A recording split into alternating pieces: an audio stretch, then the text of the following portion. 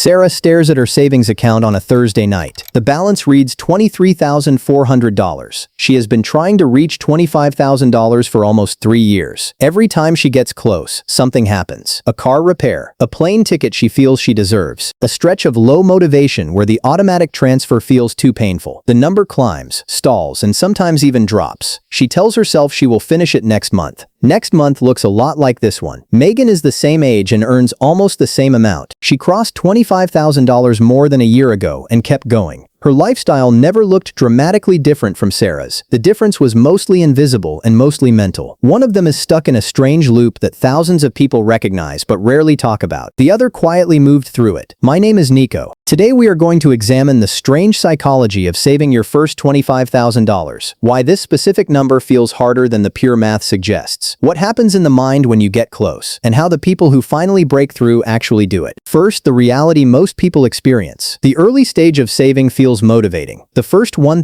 $3,000, even $8,000 or $10,000 produces a clear sense of progress. You can see the balance move. You feel a small but real sense of control. Between $10,000 and $18,000, the feeling is still generally positive for many people. Then something shifts. Somewhere in the upper teens to low 20s, a large percentage of savers start to experience resistance that did not exist before. The balance no longer feels exciting. It starts to feel heavy, fragile, or strangely pointless. The final stretch toward $25,000 becomes disproportionately difficult. This is not a character flaw. It is a predictable psychological pattern. Let me break down the main layers of that pattern. Layer 1. The awkward zone problem. $25,000 sits in an uncomfortable middle ground. It is large enough to feel like real money, yet still small enough that it does not create obvious lifestyle freedom. It will not buy a house, fund a year of zero work, or dramatically change your day-to-day life. Because the reward still feels abstract, the brain struggles to assign it strong emotional meaning. Without a vivid personal reason, motivation weakens exactly when the remaining distance is smallest. Layer 2. Progress fatigue. After months or years of consistent effort, the cost of continuing starts to register more loudly than the benefit. Every skipped dinner out, every delayed purchase, every automatic transfer begins to feel like a sacrifice. The brain is excellent at noticing immediate costs and mediocre at feeling future benefits. The longer the effort continues without a dramatic external change, the louder the internal negotiation becomes. Maybe I can pause for a while. Maybe this is good enough for now. Layer 3. Identity friction. Many people still carry an internal identity of someone who is trying to get it together, or someone who is bad with money. Crossing $25,000 challenges that identity. Part of the mind resists the upgrade because accepting it requires a new self-story. It is surprisingly common for people to self-sabotage right before a milestone that would force them to see themselves differently. Layer 4. The approaching finish line effect. In many goal pursuits, motivation is highest at the beginning and near the very end. The middle is the danger zone. With saving, the end of the first $25,000 often arrives while the emotional payoff still feels distant. The result is a surge of resistance precisely when logic says you should push hardest. Sarah has lived inside all 4 layers. She has reached the low 20s multiple times and then watched the balance drift backward. Megan noticed the same urges rising as she approached the number. She treated them as predictable noise rather than commands. Here is what the successful ones tend to do differently. They attach the number to a concrete personal reason that goes beyond the number itself. Security for their family. Freedom to leave a job that is draining them. Proof that they can finish something difficult. The clearer and more emotional the reason, the more fuel it provides when motivation dips. They make the process more automatic and less emotional. The transfer happens before they can negotiate with themselves. Checking the balance too frequently often increases anxiety without increasing progress. Many people who break through review the number only once or twice a month. They expect the resistance instead of being surprised by it.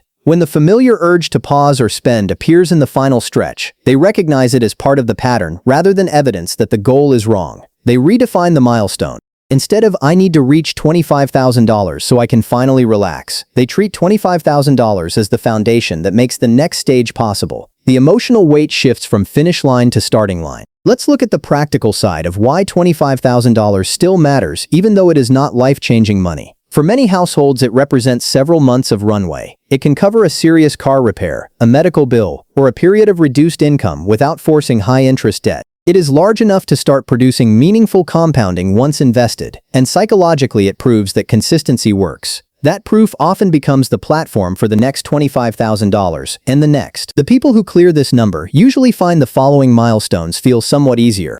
The internal resistance drops. The identity has shifted. The system is already running. I want to be honest about something. Life can still disrupt progress after $25,000. Job loss, family needs, health issues, and pure bad luck exist. The point is not that the number makes you invincible. The point is that the mental battle around this particular threshold is real and surprisingly common, and understanding it gives you a better chance of moving through it. Now let's go deeper into the emotional experience so it feels less personal and more universal when it happens to you. Many savers describe a subtle sense of dread as the balance climbs into the low 20s. The account starts to feel like something that can be lost, rather than something being built. The fear of going backward grows louder than the satisfaction of moving forward. This is loss aversion showing up in a new form. The higher the number, the more painful a step back feels, even if the step back is temporary. Others describe a flatness. The excitement that existed at $5,000 or $10,000 has faded. The remaining distance feels longer than the distance already covered, even though it is shorter. This is a classic progress perception distortion. Some feel an urge to celebrate early by spending a portion of the money. The brain looks for a way to mark the achievement before the achievement is technically complete. The celebration then resets part of the progress and restarts the cycle. These reactions are not evidence that you are broken. They are evidence that you are human and that your brain is doing what brains often do when a goal sits in an awkward middle zone for a long time.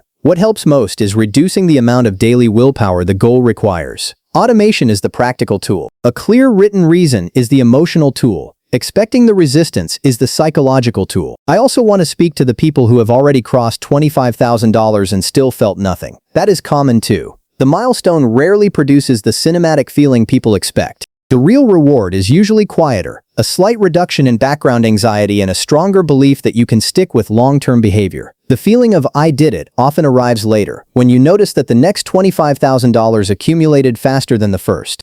Let's walk through a few realistic scenarios so the pattern becomes concrete. Scenario 1. The almost there stall. A person reaches $22,000, $24,000, then experiences a series of necessary expenses that keep the balance from crossing the line. Some of the expenses are truly necessary. Others are preferences that suddenly feel urgent. The distinction becomes blurry exactly when the goal is closest. Scenario 2. The motivation crash. After 18 months of steady progress, the person wakes up one month and simply does not want to continue. The goal that once felt important now feels arbitrary. They pause the transfers, just for a while. A while turns into 6 months. Scenario 3. The identity rejection. The person gets within striking distance and then feels an unexpected discomfort with the idea of being someone who has $25,000 saved. It conflicts with an older self-image. They create a reason to use the money and return to more familiar territory. Megan recognized versions of all three. She had prepared simple if-then plans in advance. If the urge to pause appears, the transfer still goes through. If an unexpected expense appears, she uses a separate small buffer when possible instead of raiding the main goal.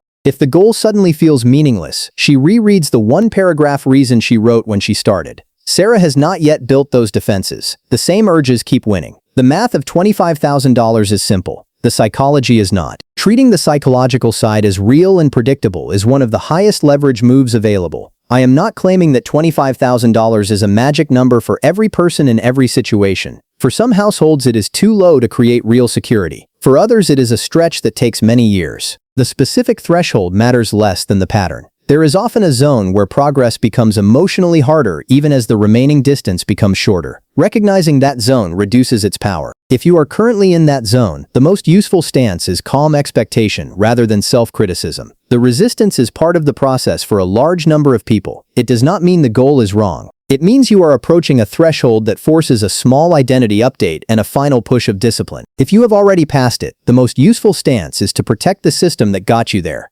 Many people relax the habits once the first major milestone is cleared. The ones who keep going treat $25,000 as evidence that the method works, not as permission to stop using the method. Let me bring the two characters back for a moment. Sarah is still fighting the same mental patterns that appeared the last 2 times she got close. The number feels heavier the closer she gets. Part of her is looking for a reason to release the pressure. Megan felt the same heaviness. She had already decided that the feeling was not a signal to stop. It was a signal that she was near the point where the internal story changes. She kept the automatic transfers running and reduced how often she looked at the balance. 3 months later, the number was behind her, and the emotional weight had shifted. You become the kind of person who either keeps restarting every time the final stretch feels uncomfortable, or learns to expect the discomfort and continue anyway. The difference between staying stuck in the low 20s for years and crossing into real early momentum is often just understanding the strange psychology at work and refusing to let it have the final vote. If this video helped you recognize patterns in your own saving journey, hit the like button and subscribe. Drop your current savings or invested amount and your age in the comments. I read every single one. In the next video, we are going to look at what shifts once you clear $50,000 and why that next stage often feels different again. I'll see you there.